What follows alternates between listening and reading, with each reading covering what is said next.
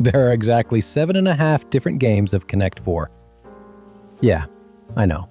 That sounds ridiculous. You've seen Connect 4. There are, 42 holes on the board? That's way more than 7.5. But check out this little asterisk right here. Let's zoom in on that. What exactly do we mean by different?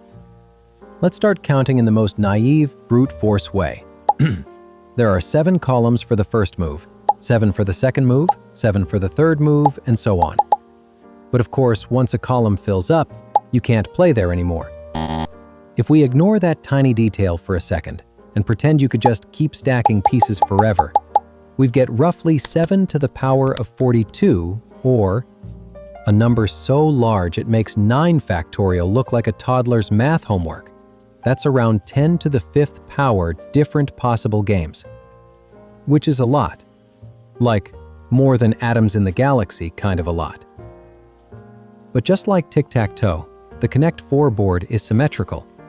You can flip it horizontally and nothing really changes. It's still the same board, the same game, the same rage-inducing feeling when your opponent drops one piece and ruins your entire setup. So immediately, we can divide that huge number by 2. Boom, half the game's gone. Just like that. We're down to still an absolutely enormous number. But that's okay, because most of those so-called games are nonsense. Like here's one where the red player just fills the entire left column and never even tries to win. No one plays like that, not even toddlers. So let's add some sanity to this mess. First rule, if you can win, you do win. That cuts out all the I could win, but I'd rather vibe kind of games.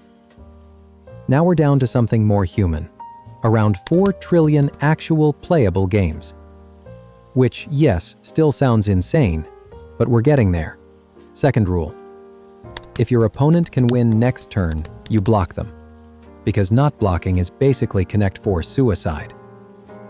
Once we include that rule, the number of games drops again, to a mere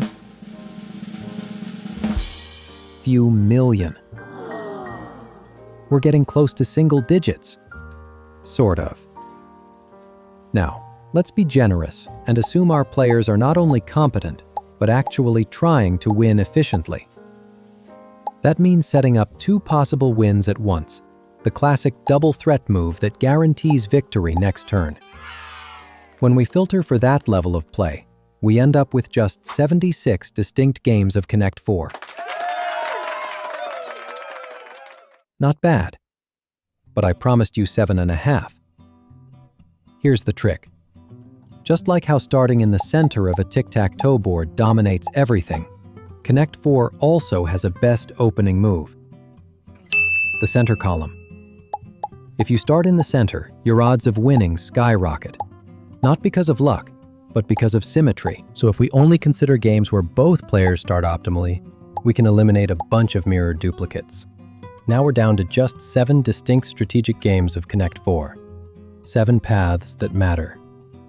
Every other possible game is just a rotated, mirrored, or worse played version of these 7. But wait, where does the half come from? Well, remember that not every game of Connect 4 ends decisively.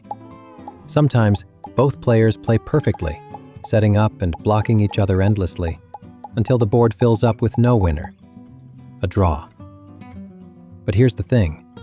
Draws are so rare in perfect play that they technically count, but only half.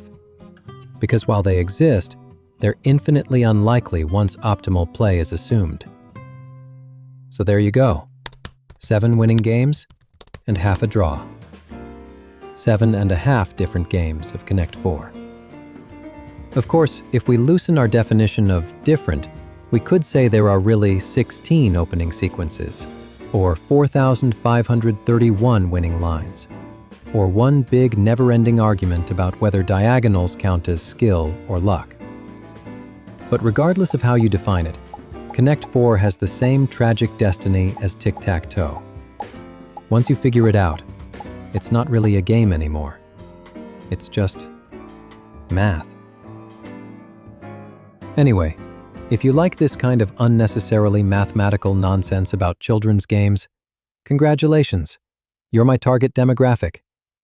I'll see you in the next video.